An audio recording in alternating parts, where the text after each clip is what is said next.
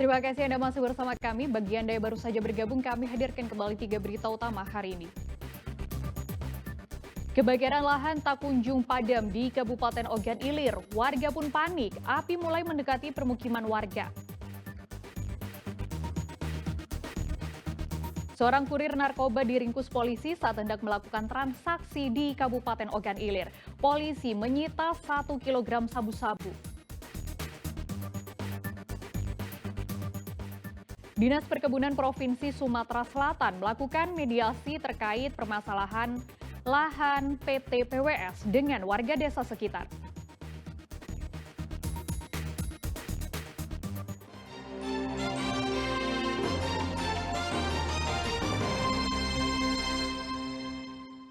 Karena tak terima kakak ipar perempuannya diperas dan diancam, video hubungan intim disebar di media sosial. Seorang pria di Kabupaten Empat Lawang membunuh pacar gelap kakak iparnya itu. Pelaku menyerahkan diri ke polisi atas saran pihak keluarga. Petaka berselingkuh dengan istri orang dialami pria bernama Hebran Kusnadi. Dari video amatir, pria berusia 24 tahun ini berupaya menyelamatkan diri dengan meminta pertolongan warga Kelurahan Tanjung Makmur di Kabupaten Empat-Lawang. Hebran tidak berdaya akibat lehernya ditusuk senjata tajam. Warga kemudian bergegas menolong korban dengan membawanya ke RSUD Empat-Lawang. Sayang nyawanya tidak terselamatkan karena meninggal dalam perjalanan. Pembunuhan dipicu akibat ulah korban yang berselingkuh dengan perempuan bersuami berinisial DA. Awalnya hubungan keduanya berjalan mulus, namun petaka mulai menghampir ketika korban meminta uang jutaan rupiah kepada sang kekasih. Korban mengancam akan menyebarkan video hubungan intim mereka ke media sosial jika permintaan tidak dipenuhi.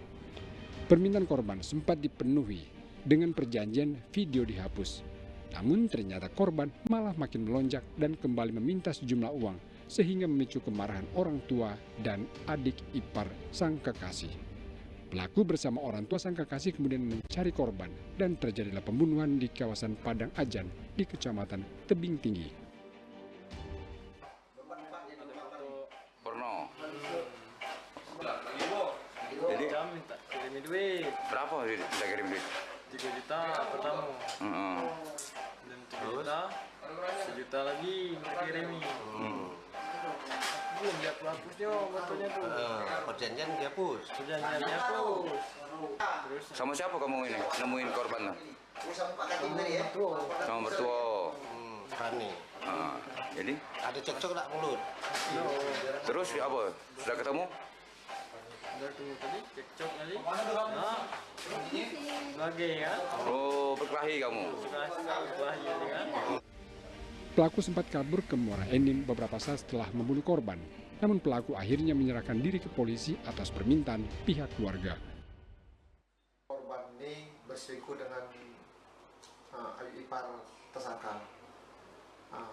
Dia membuat video porno, langsung menemui adik ipar ini bahwa akan disebar kalau nggak dikasih uang 3 juta. Lalu adik ipar ini ngasih uang 3 juta dengan perjanjian video dihapus. Uang ditransfer melalui Dana, tapi tidak dihapusnya. Seminggu kemudian datang lagi minta uang 1 juta kepada adik ipar ini.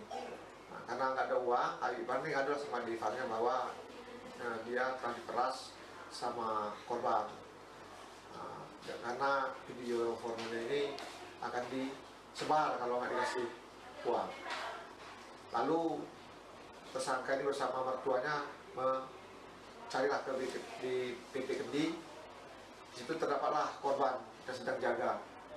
Lalu ditanyalah sama pelaku masalah uang tersebut, tapi korban tidak mengaku bukan saya, ini bukan saya. Akhirnya lari ke arah musola, itulah dipegang sama mertuanya dan ditusuk di bagian leher sama pelaku. Polisi masih memburu satu pelaku lain bernama Dedi yang ikut menganiaya korban.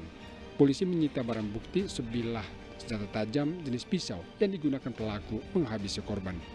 Pelaku dijerat dengan pasal 170 KUHP dan terancam pidana penjara 10 tahun.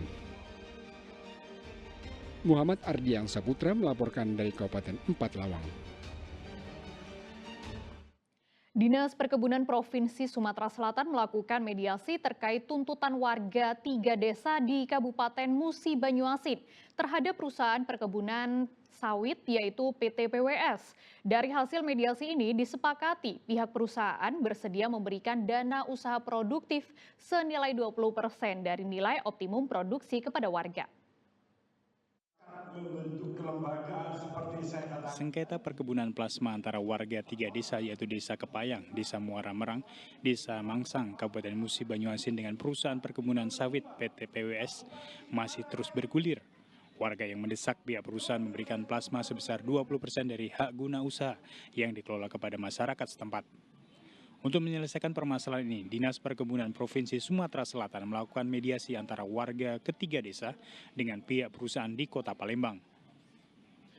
Selain kedua belah pihak yang bersengketa, hadir dalam pertemuan ini Polda Sumatera Selatan, Pemda Musi Banyuasin, dan unsur Forkopimda Kabupaten Musi Banyuasin. Meski pertemuan kali ini berlangsung cukup alot dan penuh dengan argumen masing-masing, namun kedua belah pihak akhirnya menemukan kata sepakat. Pihak perusahaan akan mengganti permintaan masyarakat dengan memberikan dana usaha produktif senilai 20% dari nilai optimum produksi. Untuk mengeluarkan dana tersebut, warga diminta segera membentuk lembaga penerimaan dana. Bukan lembaga, ya, supaya ada lembaga yang mewadahi untuk penerimaan dana itu. Itu yang dikeluarkan itu bukan dana plasma kan, Pak? Dana hibah. Dana hibah, masih dana hibah. Masih dana hibah. Berapa persen dari hasil HGU dia? Belum disampaikan. Nilainya belum disampaikan. Nilai dari 20% itu. Sementara menurut pemerintah Provinsi Sumatera Selatan, dana plasma yang diminta masyarakat tidak bisa dikeluarkan karena adanya regulasi pemerintah yang baru, sehingga perusahaan pun tidak wajib memberikan plasma sebesar 20% dari HGU yang dikelola. Tidak ada lahan lain, maka dibentuk usaha produktif. Dana hibah. Bukan dana hibah. Usaha produktif itu bentuk usaha. Nah, ada ketentuan, bisa dia pakai kemitraan, pakai bank dan sebagainya, bisa saja yang lainnya. Nah, kemudian perusahaan ini maunya, sudahlah dia tidak mau pusing, dia hibah saja langsung. Oh, benar. Hibah. Jadi berapa Pak kesepakatan dari dana yang diberikan ke masyarakat? Oh, itu tim. Yang punya hak itu tim, saya bukan ketua tim. Perusahaan mengalokasi dana yang senilai dengan 20% dari nilai optimum produksi kebun untuk didirikan usaha yang sifatnya berlangsung lama untuk masyarakat. Nominal angkanya bisa disebutkan? Nanti kan ada tupoksinya di Bun, sama Dirjen Bun nanti menetapkan. Oke. Dari sisi daerah adalah menetapkan siapa calon penerima, lembaganya, sama usahanya. Adapun total nilai dana usaha produktif yang akan diberikan perusahaan kepada masyarakat hingga kini masih dalam perhitungan tim yang dibentuk pemerintah Sumatera Selatan. Warga berharap kesepakatan bersama ini dapat segera direalisasikan perusahaan sehingga tidak ada lagi konflik antara perusahaan dengan masyarakat setempat yang telah berlangsung lebih dari 5 tahun tersebut. Dedi Irwansyah melaporkan dari Kota Palembang. Dengan bapak-bapak, apakah ini mau diteruskan? Warga Sungai Lalan, Kabupaten Musi Banyuasin mendatangi kantor Gubernur Sumatera Selatan pada Rabu kemarin. Warga mendesak pemerintah segera mengevakuasi sisa puing-puing reruntuhan jembatan Sungai Lalan karena mengganggu perekonomian mereka. Ratusan warga yang tergabung dalam aliansi pengguna Sungai Lalan kembali mendatangi kantor Gubernur Sumatera Selatan pada Rabu pagi. Namun keinginan warga menemui PJ Gubernur Sumatera Selatan diadang petugas keamanan yang menutup pintu gerbang kantor Gubernur. Warga yang kesal melakukan aksi bakar ban di tengah jalan. Aksi unjuk rasa ini adalah ketiga kalinya dilakukan warga Sungai Lalan ke kantor Gubernur Sumatera Selatan. Sayangnya, aksi mereka belum mendapat respon apapun dari PJ Gubernur Sumatera Selatan. Warganya meminta pemerintah Provinsi Sumatera Selatan segera mengevakuasi sisa puing-puing reruntuhan jembatan Sungai Lalan yang ambruk karena mengganggu roda perekonomian masyarakat sekitar. Kami kemungkinan besar akan aksi lagi besok, jilid keempat dan seterusnya. Sampai ketemu gubernur. Karena ini merupakan nasib masyarakat di sana. Karena mayoritas di sana itu petani.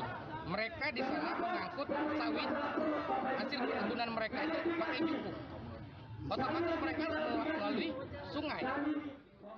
Pemerintah Provinsi Sumatera Selatan beralasan belum dievakuasinya puing-puing reruntuhan jembatan Sungai Lalan karena masih menunggu kesepakatan antara Pemkab Musi Banyuasin dengan pihak perusahaan tambang batubara yang menabrak jembatan Sungai Lalan hingga roboh. Dengan Pemkab Muba, karena Pemkab Muba akan memberikan seluruh akses apabila kesepakatan sudah ditandatangani. Karena kan itu kan jembatan kan ditabrak, ada yang nabraknya, tapi kita butuh proses dulu ya. Nah, bener kan? Proses itu sekarang lagi proses lah, lagi dibahas di poin per poinnya, sehingga kakek kalau sudah selesai pembahasan poin-poin sudah akan lagi sanggahan antar pihak, itu ada ke penandatanganan BA kesepakatan di sini. BA kesepakatan itu mungkin sehari 2 hari ini sudah ada tunangan BA kesepakatan. Warga berjanji akan terus menggelar aksi unjuk rasa di depan kantor Gubernur Sumatera Selatan sampai tuntutan mereka dipenuhi oleh pemerintah Provinsi Sumatera Selatan. Pasalnya, dampak dari runtuhan jembatan Sungai Lalan telah membuat ribuan warga Kecamatan Sungai Lalan terisolir karena akses keluar masuk wilayah mereka tertutup. Dedi Irwansyah melaporkan dari Kota Palembang.